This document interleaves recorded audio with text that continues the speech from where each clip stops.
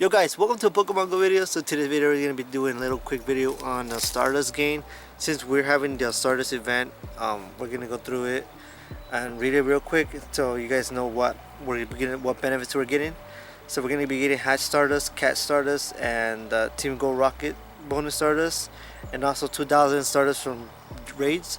So once you finish your raids, you'll be guaranteed 2,000 Stardust. So if you're going to be raiding out this weekend or something, whenever you raid, if you want to have Star Piece on, you're gonna get that extra Stardust. So I'm gonna give you guys some rundown. I'm usually pretty good at able to obtain a lot of Stardust during these events. I'm usually able to get at least a mil or something like that. First thing I would tell you guys is your eggs. So right here we got some 7Ks I need to get rid of so I can get like some 5Ks and 10Ks and 2Ks.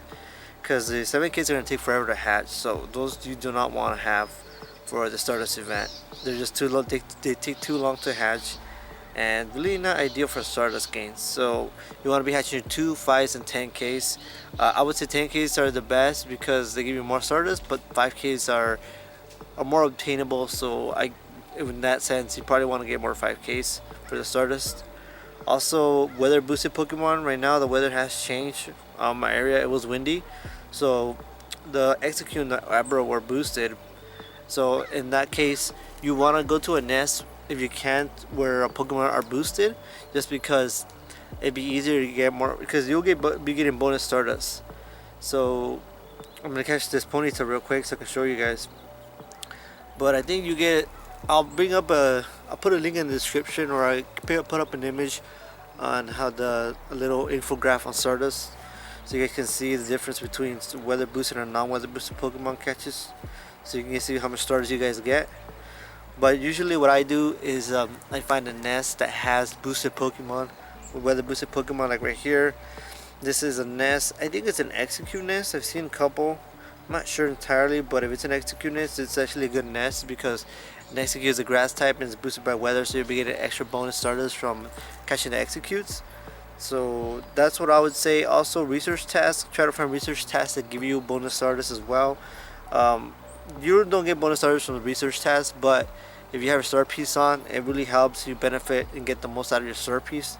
So I would say that probably be a priority when you're getting research tasks. Also, one thing I would say is prioritize cat evolution stage Pokemon, like second stage and third stage.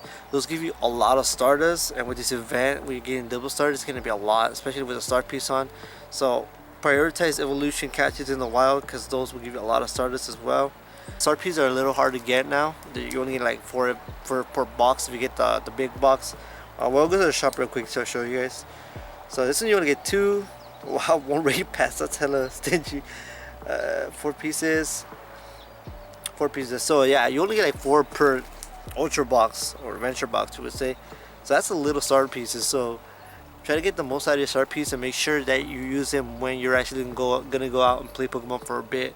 You know, if you're gonna play for half or an hour and you're gonna grind out, do a bunch of raids and just go out and play and catch stuff, I would say that's a good time to have Star Piece on. But like for me, I try to save up Star Pieces. Just I already used them a bunch, so I'm trying to just save them. So basically I would just use them when I really have to, like on my 7 days and my 7-day catch streak, research breakthrough box, anything like that. Anything that gives you major Stardust gains, I'll do that, and then I'll go grind out for like an hour or so.